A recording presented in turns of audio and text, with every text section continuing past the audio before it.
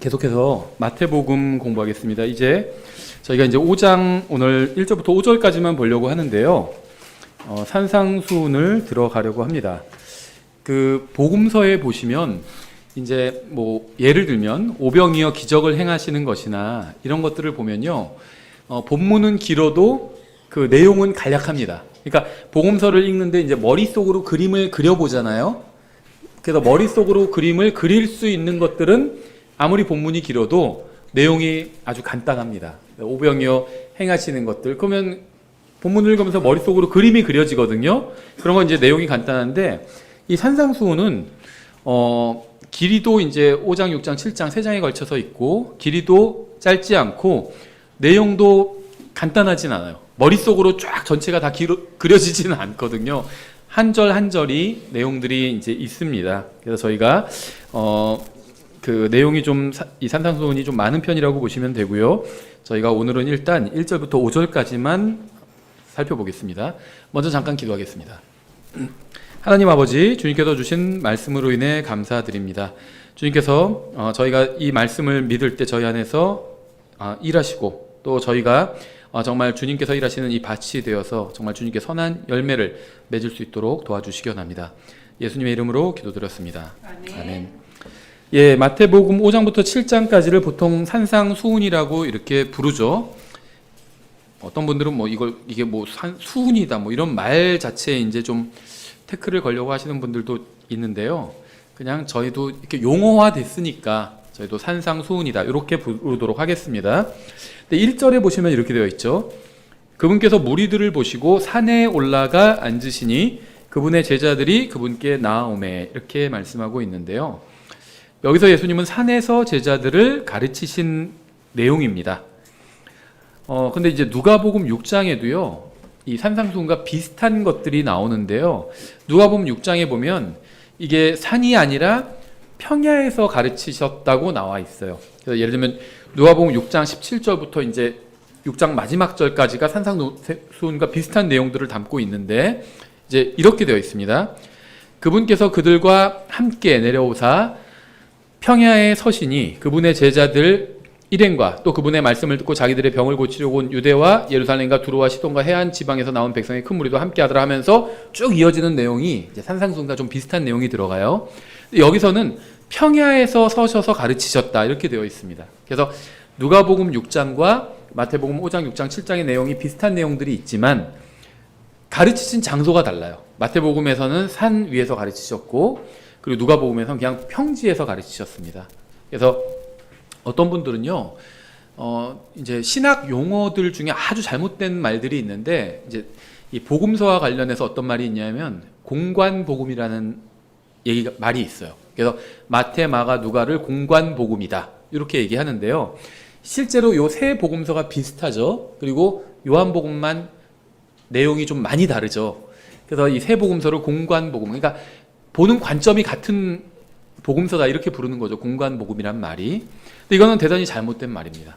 보는 관점이 달라요. 마태복음은 유대인의 왕으로 오신 예수님을 보고 있고, 아시는 것처럼 마가복음은 종으로 오신 예수님으로 보고 있고, 누가복음은 사람으로 오신 예수님으로 보고 있고, 요한복음은 하나님으로 오신 예수님으로 서로 다르게 이 네 가지가 다 예수님의 일면이 맞습니다.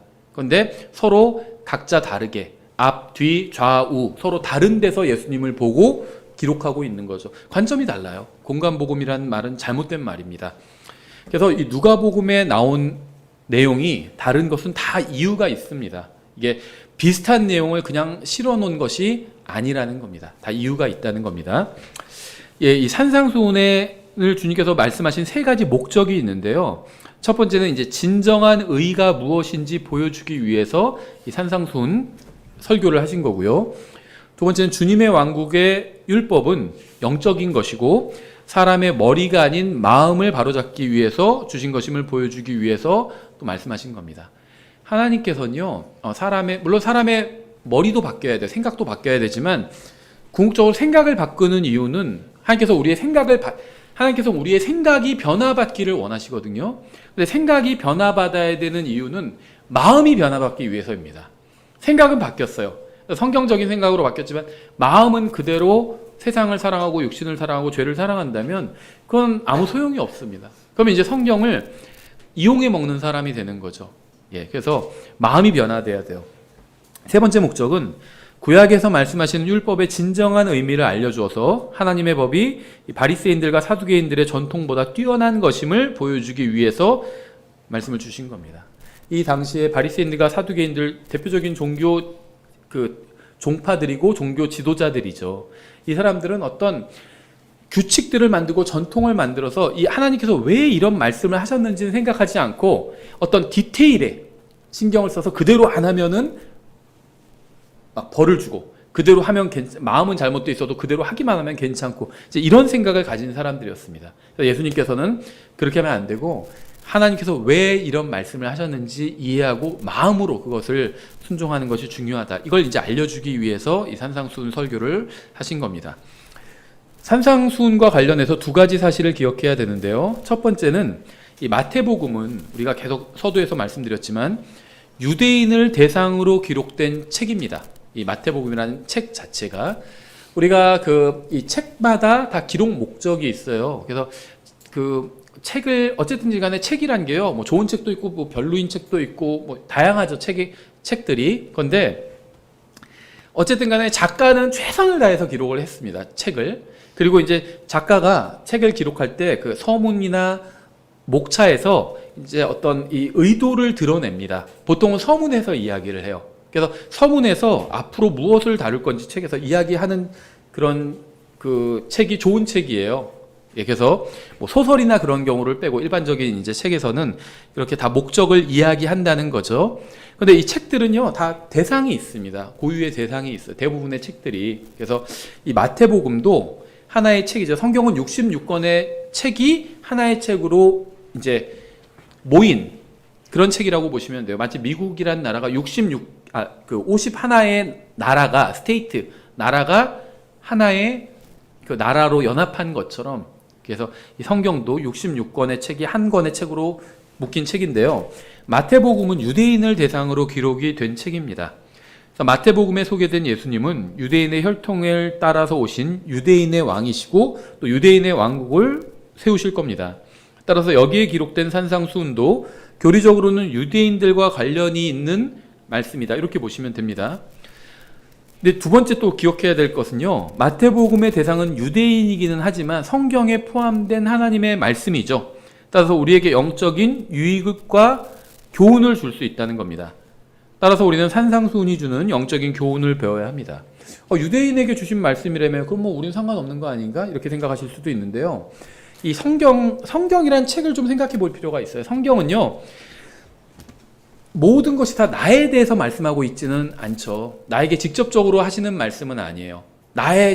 직접적으로 나와 관련 있는 말씀이 아닌 것들도 많이 있습니다. 하지만 우리는 성경을 통해서 하나님을 알 수가 있죠. 예를 들면 제가 어떤 사람에 대해서 굉장히 궁금해요. 예를 들면 제가 어떤 사람의 이제 책을 읽어요. 근데 책이 너무 좋아요. 마음에 들어요. 그러면 이제 그 사람에 대해서도 궁금해지기 시작하거든요. 이 작가가 대체 어떤 사람이길래 이런 책을 쓰지? 그래서 이제 작가의 전기를 읽습니다. 그 다음에는요, 또 유명한 사람 같은 경우에 이제 작가의 서간문이 있어요. 작가가 다른 사람과 주고받은 편지들이 있거든요. 예를 들면 유명한 100년 전의 성경 교사 중에 이제 아더 핑크라는 사람이 있는데 굉장히 성경 지식이 뛰어난 사람이에요. 근데 이 사람이 남긴 서간문이 있어요.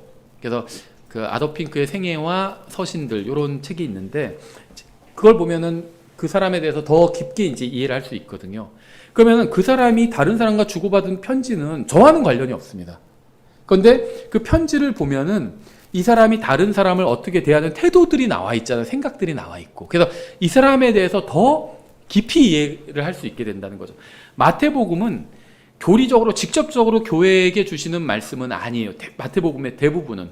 하지만 마태복음은 유대인들에게 주시는 직접적인 하나님의 말씀이거든요. 그런데 우리와 직접적인 관련은 없지만 마태복음을 통해서 하나님께서 유대인들을 어떻게 다루시는지 하나님의 성품을 볼 수 있다는 겁니다. 하나님을 볼 수 있어요. 그래서 이 마태복음이 갖는 가치가 있다는 겁니다. 그래서 우리가 우리에게 직접적으로 하시는 말씀은 아니지만 우리가 마태복음을 읽고 연구해야 된다는 겁니다. 하나님을 알 수 있어요. 그렇죠. 예, 그래서 예를 들면 내가 어떤 사람이랑 어떤 남자랑 남자니까 제가 어떤 여자랑 사귀는데 예를 들면 저한테는 굉장히 친절해요. 그런데 제가 이제 놀래켜 주려고 일하는데 몰래 딱 가서 보니까는 막 다른 사람한테 막 욕을 하고 막 그런다면 저한테는 한 번도 욕한 적이 없다.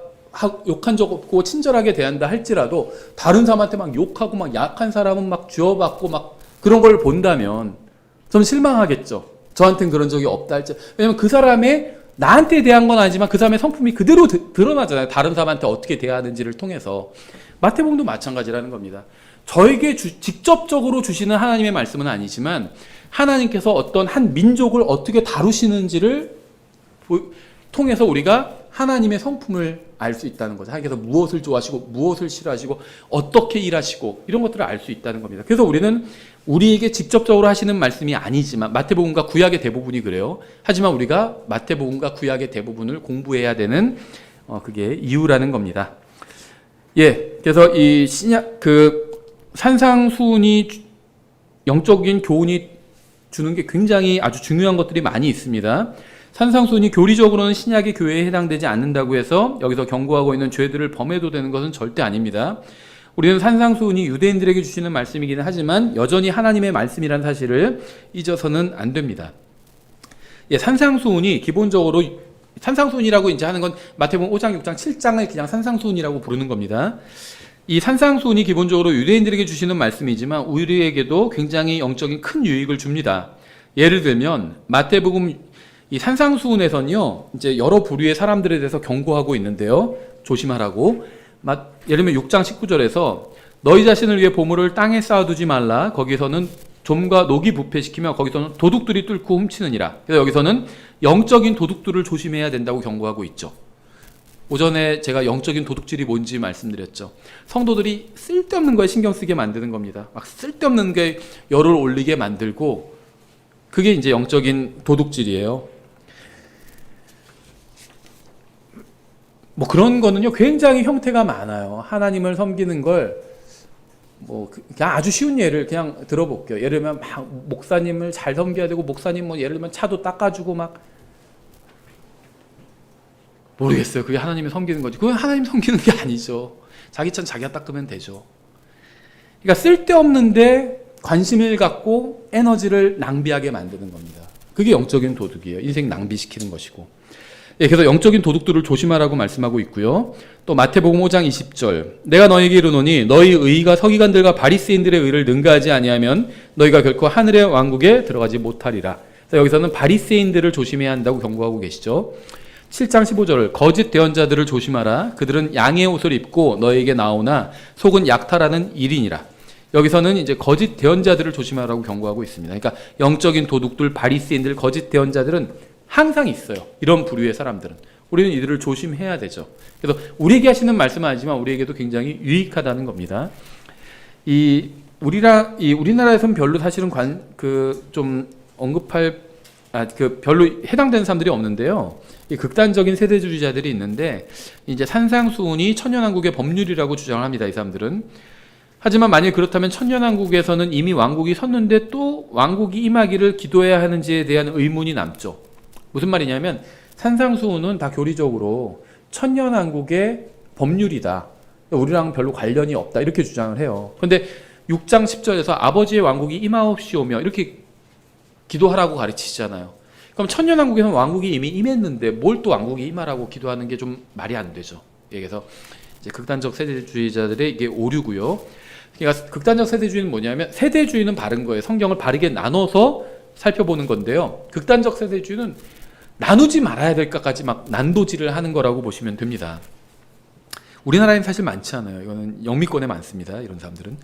마태복음은 지상에 물리적으로 세워질 하늘의 왕국에 대해서 말씀하고 있고요. 예수님을 그 왕국의 왕으로 소개하고 있습니다. 요한복음은 영적인 왕국에 대해서 말하고 있고요. 마태복음은 물리적인 왕국에 대해서 말씀하고 있어요. 좀 서로 다른 왕국을 말씀하고 있죠.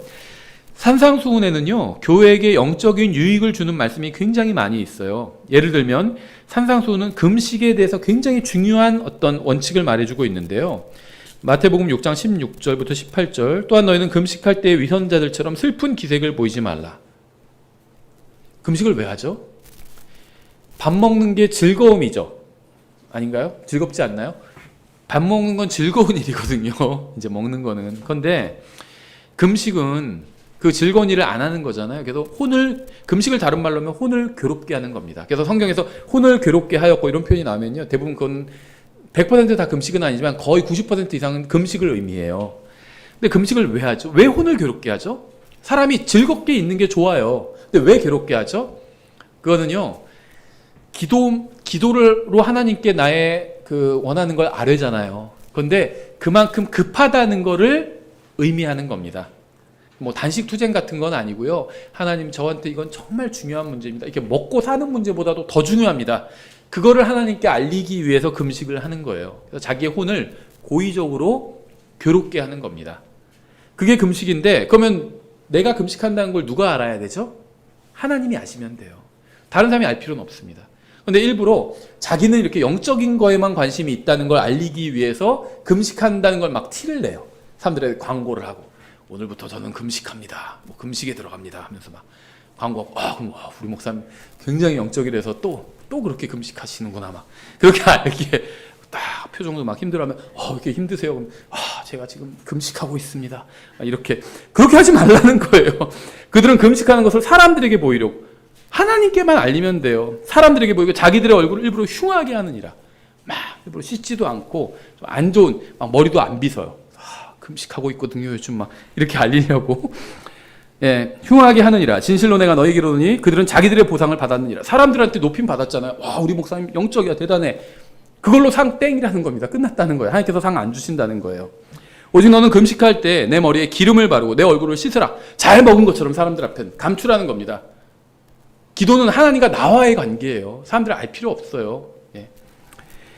그리하여 내가 금식하는 것을 사람들에게 보이지 말고 은밀한 가운데 계시는 내 아버지께 보이라. 그러니까 막 금식 대성회 이런 거 할 필요 없어요. 그럼 서로 다 알잖아요.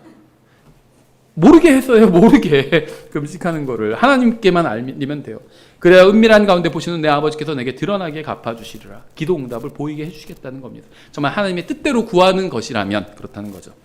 여기서 산상수훈은요, 왕께서 직접 가르치신 왕국의 법률이기는 하지만 모든 시대에 영적으로 적용할 수 있는 아주 훌륭한 교훈과 원칙을 담고 있습니다. 굉장히 보화가 많아요. 산상수훈에. 참고로 제가 아까 그 말씀드린 아더 핑크라는 사람, 저는요 살아있는 그 사역자는 이렇게 칭송하지는 않습니다. 근데 이미 이제 과거에 오래전에 돌아가신 분은 이제 훌륭하면 훌륭하다고 얘기를 해요. 아더 핑크 이분도 100년 전에 돌아가신 분이에요. 이분이 많은 책들을 썼는데 엘리사에 대해서 썼고 그다음에 산상수훈에 대해서 쓴 책이 아주 백미예요. 굉장히 훌륭한 그 좋은 내용을 많이 담고 있고 많은 설교자들이 훌륭한 성경 교사들이 그 책을 보고 많이 공부했습니다. 이 종교 지도자들은 유대인들을 잘못 인도했습니다. 이 당시에. 그래서 그들은 자신들의 민족을 로마 정부로부터 해방시켜줄 정치 지도자를 기다렸어요. 그래서 주님께서는 그들에게 약속하신 것은 정치적인 해방이 아니라 메시아를 통해서 세우실 왕국이었습니다. 이 당시에 정치가 문제가 없었다는 게 아니라 문제가 있었어요. 근데 그거는요, 주님께서 재림하시면 바로 잡으실 겁니다. 초림과 재림의 목적이 달라요. 지금은 초림에 해당되는 시대입니다.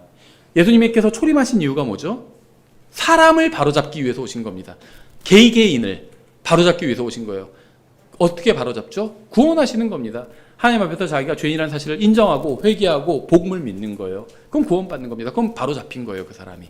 그리고 나서 이제 말씀으로 또 성장하면서 바로잡혀가는 거죠. 그걸 하기 위해서 오신 거고요. 이 세상 정부들을 바로잡는 거, 정치를 바로잡는 건요, 재림하시면 하실 거예요. 다니엘서에도 잘 나와 있고 계시록에도 잘 나와 있죠.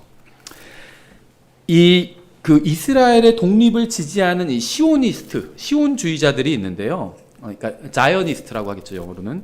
시온주의자들이 있는데 이 성경에서 말씀하시는 왕국에 대한 약속과는 이 사람들은 사실 거리가 멀어요.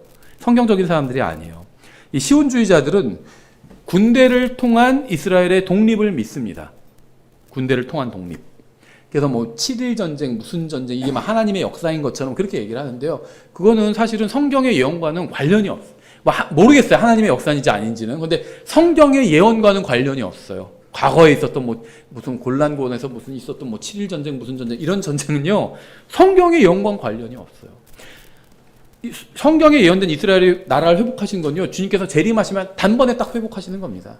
지금 그 팔레스타인 조그만 거기가 아니라 광활한 지역, 약속이 아브라함에게 약속하셨던 초생딸 지역이 있잖아요. 중동 전체를 아우르는 지역이에요. 거기를 다 회복하는 거예요. 지금처럼 끝에 조금만 그렇게 팔레스타인에 차지하고 있는 게 아니라.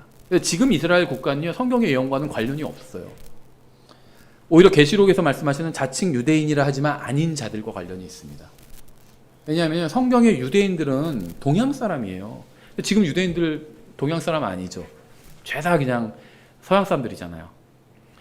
물론 이제 유대인이 되는 게 두 가지 방법이, 혈통을 통해서 되는 게 있고 계종을 통해서 될 수도 있죠. 근데 그 사람들은요, 유대교 믿는 사람들도 아니에요. 지금 유대인들은요, 대부분 다 가짜 유대인들. 계시록에서 경고한 자칭 유대인이라 하지만 아닌 자들이 바로 지금 대부분의 유대인들이에요. 관련이 없어요, 성경의 예언과 지금 이스라엘은. 그래서 막 지금 이스라엘 돌아가는 걸 보면서 막 성경에 예언 꿰맞추는 건요, 헛다리 짚고 있는 거예요. 그 사람들은 이스라엘이 아닌데. 예. 나중에 교회가 들림받아 올라가면 이제 진짜 이스라엘이 등장하게 됩니다. 주님께서 재림하셔서 이스라엘 왕국을 단번에 회복해 주실 겁니다. 예. 예. 그래서 이 시온주의자들은 잘못된 사람들이고요. 이건 성경에서 말씀하시는 메시아의 왕국이 서는 것과는 아무 관련이 없는 겁니다. 메시아의 왕국은 메시아께서 세우시는 것이지 사람들이 막 군대를 동원해서 세우는 게 아니라는 겁니다. 재림을 통해서 서는 거예요. 한편 이제 유대의 이 시온주의자들과 또 다른 부류의 사람들이 있는데 이제 그 정통주의자들이에요. 이 사람들은요, 군대를 통한 독립이 아니라 율법의 준수를 통한 왕국의 성립을 믿었습니다. 그러니까는 예수님 시대로 한다면 이 시온주의자들은 그 열심당원들 있죠. 이 사람들이 시온주의자들이고요. 무력을 통해서 이스라엘이 독립하는 걸 꿈꾼 사람들이고요. 이 정통주의자들은 바리새인들이라고 보시면 됩니다. 율법을 준수해가지고 왕국이 서는 거를 이제 믿었던 사람들이에요. 그래서 시온주의자들과 유대교 정통주의자들은 모두 비성경적인 것을 믿는 자들로 예수님께서 초림하실 때에도 활동하고 있었고 지금도 있습니다. 이 사람들은 계속 있었어요, 역사적으로. 예, 마태복음 5장 2절 3절 그분께서 입을 열어 그들을 가르쳐 이르시되, 이게 2절이고요. 이제 3절에 첫 가르침이 나오죠. 산상순. 영이 가난한 자들은 복이 있나니 하늘의 왕국이 그들의 것이기 때문이라, 이렇게 말씀하고 있습니다. 영적 성장의 가장 큰 장애물은 교만입니다. 하늘의 왕국에 들어가기 위한 첫째 조건은요, 겸손이에요. 근데 이게 놀랍게도 구원받기 위한 첫 번째 조건이 겸손입니다. 모든 죄가 다 용서받고 구원받을 수 있는데요, 단 하나 구원받을 수 없는 상태가 뭐냐면 교만이에요. 교만한 사람은 구원받을 수 없습니다. 구원받기 위해서는 자기가 하나님 앞에서 죄인이라는 사실을 인정해야 돼요. 근데 겸손해야지만 인정할 수 있습니다. 교만한 사람은 인정 안 해요. 근데요, 선생님, 성경은 선생님 훌륭하신 분이지만 하나님 앞에서는 죄인이라고 말씀하고 있습니다. 모든 사람이 죄를 지어 하나님의 영광에 이르지 못했다고 그러죠. 여기서 말하는 모든 사람은 선생님도 포함된 모든 사람이거든요. 선생님 저보다 훌륭하신 분이지만 하나님 앞에선 죄인입니다. 근데 뭐 나만 한 사람이 어디 있다고 그래? 교만한 사람은 그러겠죠. 저 그렇게 나쁜 사람 아니에요. 저 열심히 살아왔고 저 그래도 괜찮은 사람입니다. 저 법 없이도 살 사람이에요. 교만한 거예요. 구원받을 수가 없습니다. 구원은 겸손한 사람만이 받을 수 있어요. 그 하늘 왕국에 들어가는 첫 번째도 겸손한 사람이. 그래서 영이 가난하다는 건요, 이건 겸손한 겁니다. 그런데 이제 물론 겸손한 것에 대한 다른 설명인데요. 제가 이제 주중에 한 가정 가가지고 이제 교제도 나누고 상담도 하고 그랬잖아요. 근데 거기서 그 형제님이 그러시더라고요. 이제 제가 사실은 두 가지가 이제 궁금하다 하면서, 첫 번째는 이제 하나님 앞에서 죄인이라고 인정을 하시는지가 궁금하다, 이런 얘기를 하니까 어떻게 하나님 앞에서 죄인이 아니라고 할 수 있겠냐 하면서, 너무 하나님 앞에서 죄인이고 또 이렇게 늦은 나이에 이제 60이 넘으셨거든요. 이렇게 늦은 나이에 하나님 앞에 나왔던 것 자체도 엄청난 죄인인 것 같다, 이런 얘기를 하시더라고요. 그리고 자기 아내가 아프니까는 하나님께 이렇게 계속 그냥 시시때때로 기도한대요. 아내의 병을 낫게 해달라고. 근데 이것도 너무 간사한 것 같다, 이렇게 얘기를 하시더라고요. 그래서 그거는 잘못된 게 아닙니다. 아프면은 계속해서 정말 이제는 절대 그 치유를 위해서 기도하지 말으라는 확실한 응답이 있기 전에는 낫게 해달라고 계속 기도를 해야 됩니다. 잘하시는 겁니다. 그래서 이렇게 어딜 가도 계속 아내 생각이 나고 아내를 낫게 해주세요 이렇게 기도하는 그게 영이 가난한 상태인 거라고 그렇게 얘기를 드렸거든요. 그래서 성경에서는 영이 가난한 상태, 다른 말로 하면 심령이 상한 상태예요. 성경에서 최고의 마음으로 치는 게 뭐냐면 영이 가난한 상태, 심령이 상한 상태입니다. 영이 가난한 건 막 간구하는 겁니다. 내가 없어요, 가진 게. 다 망했어요. 막 다 날리고 아무것도 가진 게 없어서 하나님께만 매달리는 겁니다. 살려주십시오. 저를 불쌍히 여겨주십시오. 이게 영이 가난한 상태예요. 하나님께서 가장 원하시는 상태입니다. 그래서 이런 말이 있어요. 모든 것은 broken. 깨어지면은 다 쓸 수 없게 되지만 마음은 깨어져야 최상의 마음이 된다. 이런 말이 있거든요. 하나님께서 원하시는 마음이요. 깨어진 마음. 저를 고쳐주십시오. 주님이 아니면 저는 살 수가 없습니다. 그래서 그게 그 일반적으로 얘기하는 기도의 영이라는 그거고 성경적인 표현을 한다면 영이 가난한 상태고 하나님께서 원하시는 상태입니다. 그러니까 그 자매님도 그런 얘기를 하시더라고요. 하나님께 병을 낫게 해달라는 은혜를 베풀어 달라고 하는데 너무 염치가 없다고. 그래서 제가 하나님은 은혜가 많으신 분이에요. 그래서 하나님께 은혜를 달라고 하는 건 전혀 문제가 되지 않습니다. 계속 달라고 하세요. 하나님께 더 은혜를 베풀어 달라고 하세요. 병도 고쳐달라고 하시고 더 은혜를 베풀어 달라고 하십시오. 하나님은 은혜가 아주 많으신 분이에요. 네. 하나님께서 자신의 선하신 뜻에 따라서 주실 수도 있고 주지 않으실 수도 있습니다. 하지만 우리는 그 뜻을 모르니까 달라고, 마치 자식이 아버지한테 계속 뭘 달라고 하는 것처럼 달라고 하세요. 하나님의 은혜를 구하는 건 절대 잘못된 게 아닙니다. 이제 이런 말씀을 드렸거든요. 교제를 나누면서. 그래서 이 상태, 영이 가난한 상태, 이게 하나님께서 원하시는 마음의 상태입니다. 우리는 이 상태가 돼야 돼요. 이게 이제 다른 말로 하면 겸손한 상태인 겁니다. 난 하나님 앞에서 쓰레기구나. 아무것도 아니구나. 이 상태. 예수님께서는 산상수훈을 시작하시면서 헌물이나 절기와 같은 율법의 외형적인 것에서부터 언급하지 않으시고요. 이 산상수훈 내용은요, 율법과 일맥상통합니다. 해석해 주신 거예요, 율법을. 그런데 어떤 헌물, 절기 뭐 이런 거에서부터 시작하지 않고 마음의 상태부터 시작하신 겁니다. 마음의 상태. 이게 인간의 가장 본질적인 문제예요. 법이 왜 있죠? 마음의 상태가 바르다면 법이 필요가 없어요. 그래서 이 마음의 상태가 가장 중요합니다. 영이 가난하다는 것은 겸손한 마음의 상태를 의미합니다. 그래서 주님께서는 왕국에 관해서 말씀하시면서 가장 먼저 강조하신 것은 마음이 겸손해야 한다는 것이었어요. 이건 참 아이러니예요. 겸손한 사람은요, 자기가 겸손하지 않다고 생각합니다. 교만하다고 생각해요. 근데 교만한 사람은요, 자기가 겸손하다고 생각해요. 반대예요. 나만큼 겸손한 사람이 어디 있어? 굉장히 교만한 사람입니다. 겸손한 사람은요, 자기가 교만하다고 생각해요. 아이러니죠. 근데 하나님께서는 마음을 아십니다. 종교 지도자들은 헌물을 강조했습니다. 그렇죠. 11조 꼭 바쳐야 됩니다. 11조를 하면 좋죠. 근데 이 11조는요, 신약 교회의 교리는 아니에요. 구약 율법에 해당되는 거고요. 신약의 그 헌금의 원칙은 미리 하나님께서 주신 것 중에서 미리 마음에 정한 대로, 그다음에 인색하지 않게 후하게 내는 게 헌금의 원칙입니다. 액수가 정해져 있지 않아요. 퍼센테이지가 정해져 있지도 않습니다. 그런데 11조 강조하시는 분들 설교를 들어보면요, 하나님께서 모든 다른 죄는 다 용서해도 꼭 11조를 안 내면 그건 용서 안 하시는 것처럼 그렇게 설교하시더라고요. 그래서 하나님께서는 11조 꼭 받아가십니다. 안 하면은 막 뭐 벌금을 내게 하시든지 아니면 병원비로 쓰게 하시든지 그렇게 하니까 그렇게 하지 말고 그냥 좋게 좋게 얘기할 때 알아서 내세요. 이렇게 하나님을 무슨 뭐 강도의 수준으로 한 거죠. 너 얼마 갖고 왔어?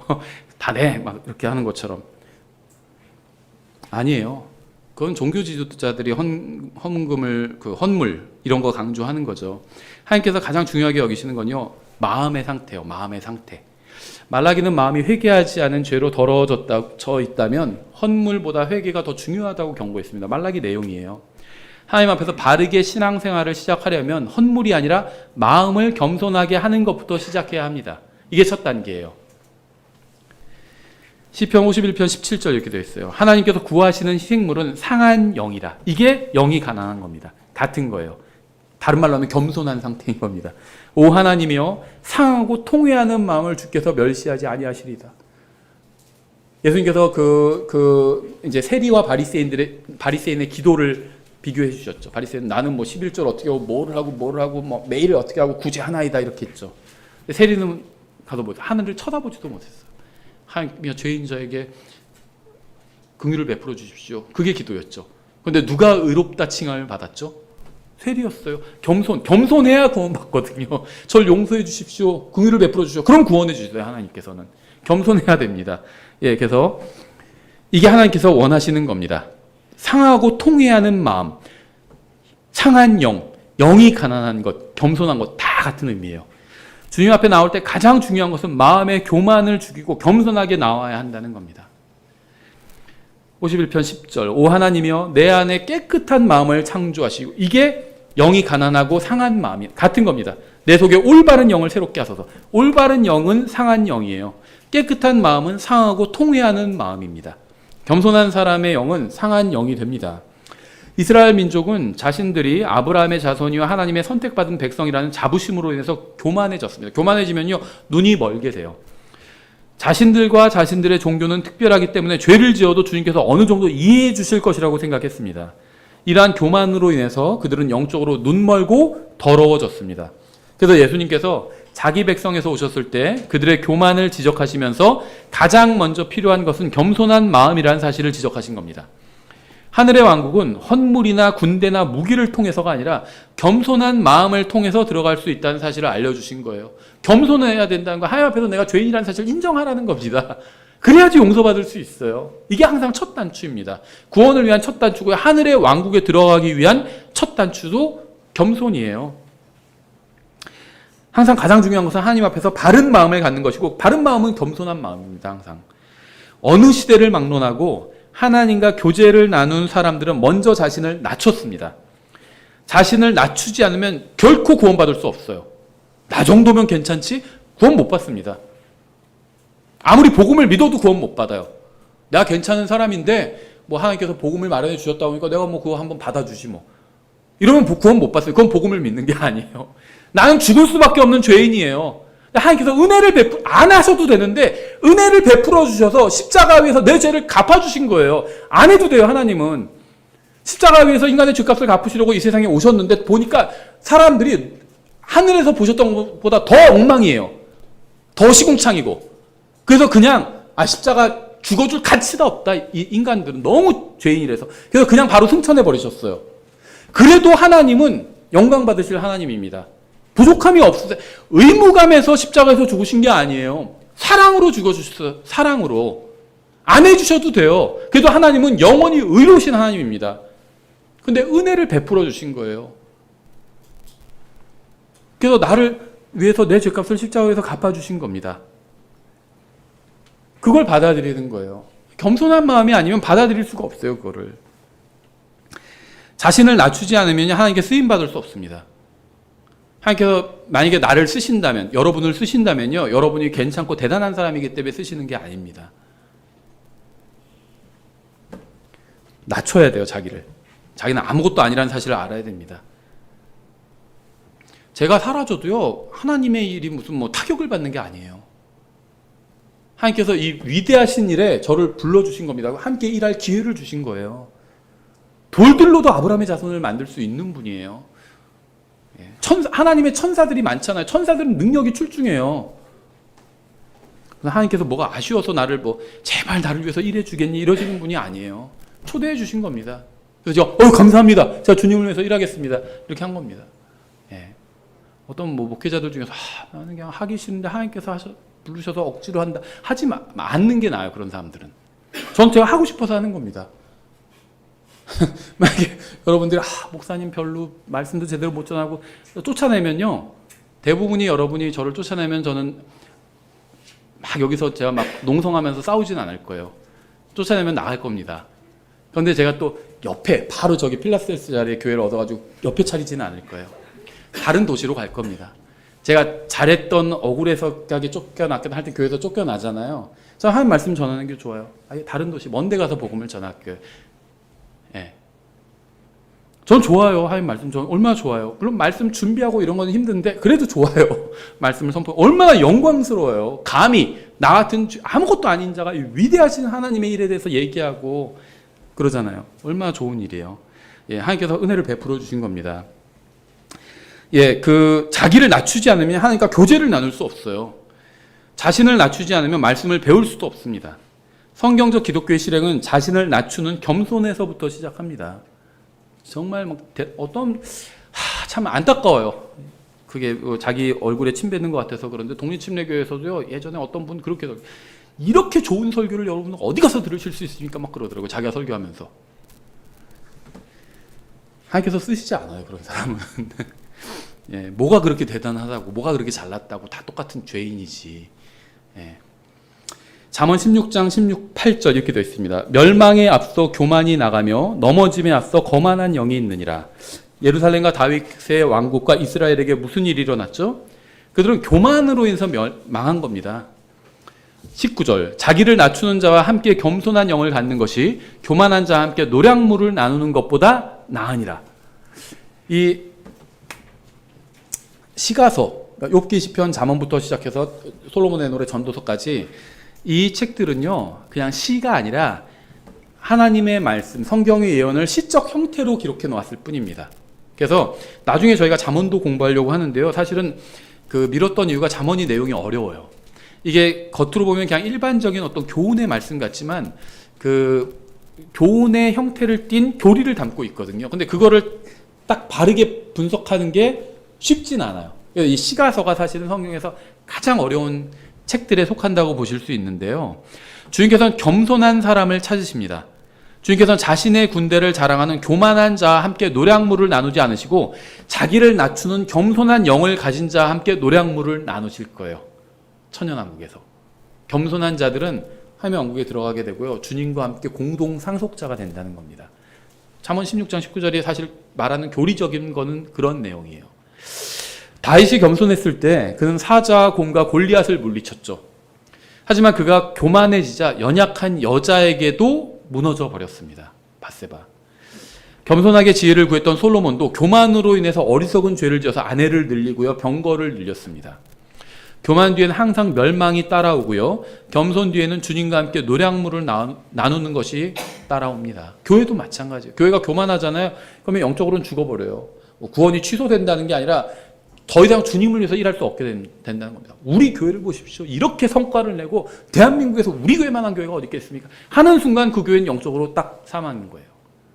우리가 잘나서 하나님께서 우리를 통해서 일하시는 게 조금이라도 있으시다면 우리가 잘나서 우리를 통해서 일하시는 게 아니에요. 그냥 우리는 주님을 믿고 붙들고 주님을 의지하니까 일하시는 겁니다. 교만한 순간 그 개인, 그 사역자의 사역도 끝나고요, 교회의 사역도 끝납니다. 하나님 앞에서 우리는 아무것도 아니에요. 아무리 대단한 사람들, 무슨 대단한 학력과 대단한 재력을 가진 사람들이 잔뜩 모여가지고 무슨 전문직들 잔뜩 모이고 의사, 변호사 100명씩 교회에 해서 그런 사람들이 넘쳐나고 해도요, 성령님께서 일하시지 않으면은 아무 일도 일어나지 않아요. 하나님의 일은. 사람이 대단해서 무슨 대단한 일이 일어난 게 아니에요. 성령께서 일하시기 때문에 무언가 구원에 받는 일이 일어나고 이런 영적으로 성장하는 일이 일어나는 거예요. 성령님께서는요, 교만한 사람과 함께 일하십니다. 하나님은. 겸손한 사람과 함께 일하세요. 교만한 사람과는 일하지 않으십니다. 구원받았다 할지라도 구원받고 나서 교만해질 수도 있죠. 그 사람과는 일하지 않으십니다. 성령님은. 하나님 앞에선 자신을 본다면 겸손해질 수밖에 없어요. 다른 사람 비교하지 말고 하나님과 비교해보세요. 하나님과 겸손해질 수밖에 없습니다. 하나님은 우리가 없어도 여전히 하나님이에요. 하지만 우리는 하나님이 없으면 아무것도 아닙니다. 하나님은 우리 없이도 존재하시지만 우리는 하나님 없이는 존재할 수가 없습니다. 하나님이 우리에게서 은혜를 받는 것이 아니라 우리가 하나님에게서 은혜를 받습니다. 이것이 하나님을 만난 사람이 겸손할 수밖에 없는 이유입니다. 잠언 29장 23절 사람의 교만은 그를 낮추려니와 명예는 영이 겸손한 자를 들어 올리리라.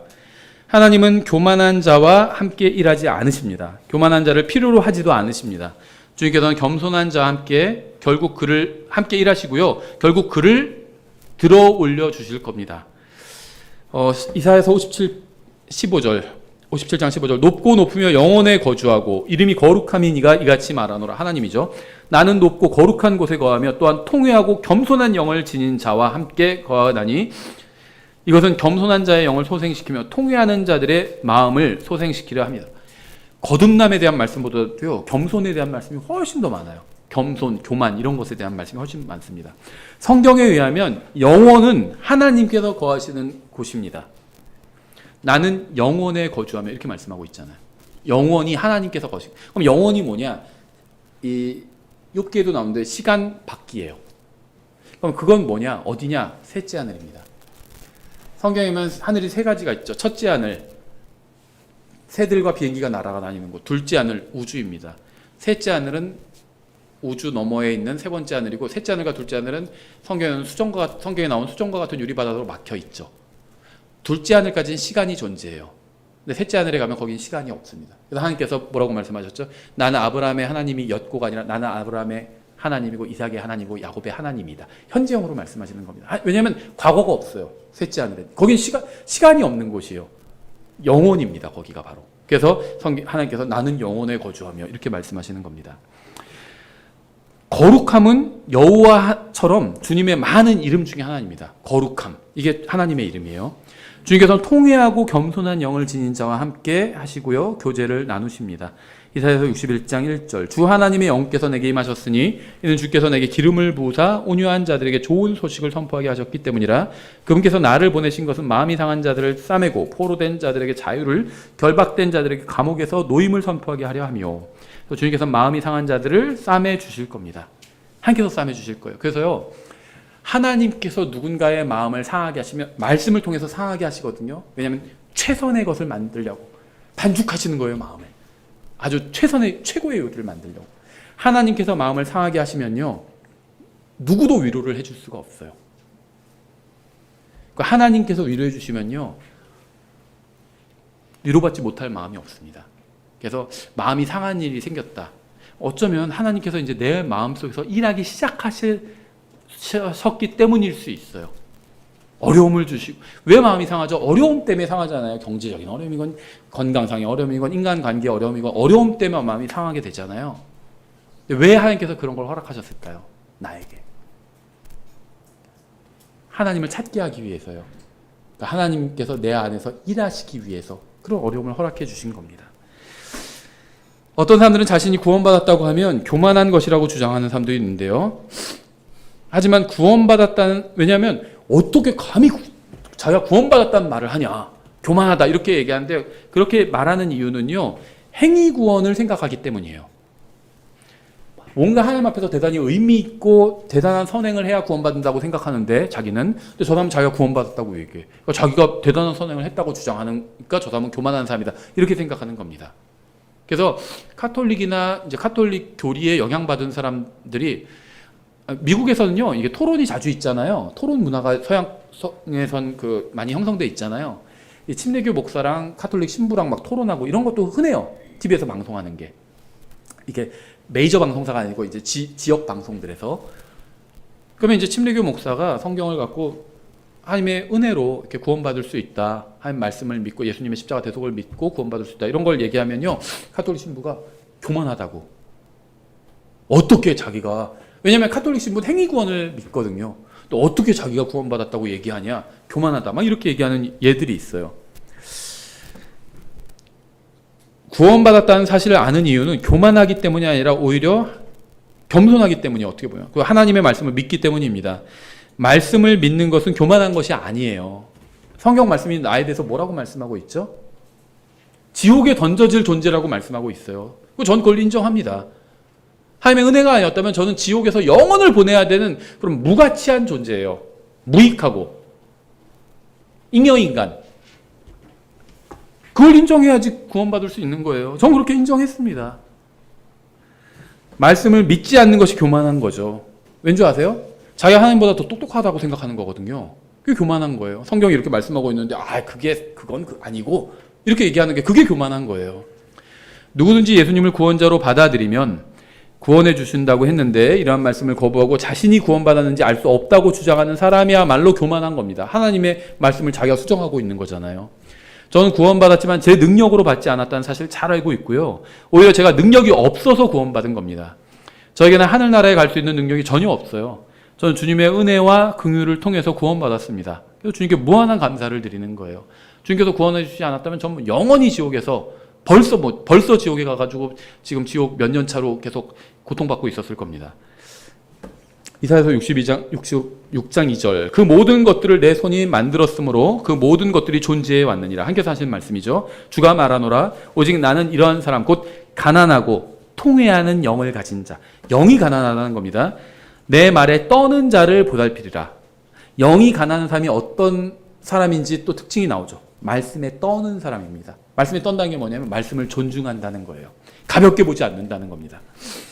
대부분의 사람들은 하나님의 말씀에 떨지 않아요. 가볍게 봅니다. 가난하고 통회하는 영은 겸손한 영을 의미하고 겸손한 사람은 주님을 두려워하고 그분의 말씀에 귀를 기울입니다. 저희가 5절까지 보려고 했는데요. 조금 더 많이 남았는데 시간이 많이 가가지고 3절까지만 요 겸손이란 주제 여기까지만 봐야 될 것 같네요. 예, 기도하고 찬송하고 마치겠습니다. 다음 시간에 4절부터 이어서 하겠습니다. 기도하겠습니다. 하나님 아버지, 저희가 정말 주님 앞에서 아무것도 한 것도 없는데 저희를 불쌍히 여겨주시고 정말 은혜를 내려주셔서 구원해 주셔서 감사합니다. 저희가 또한 주님 앞에서 정말 무가치하고 무능력하고 무기력한 존재이지만 주님께서 은혜를 내려주셔서 말씀을 통해 살게 하셨고 또 일할 수 있는 특권을 허락해 주셔서 감사합니다. 저희가 주님의 말씀을 통해서 성장하고 또 주님을 위해서 일할 수 있도록 주님의 거룩하신 영께서 도와주시기 원합니다. 감사드리며 예수님의 이름으로 기도드렸습니다. 아멘.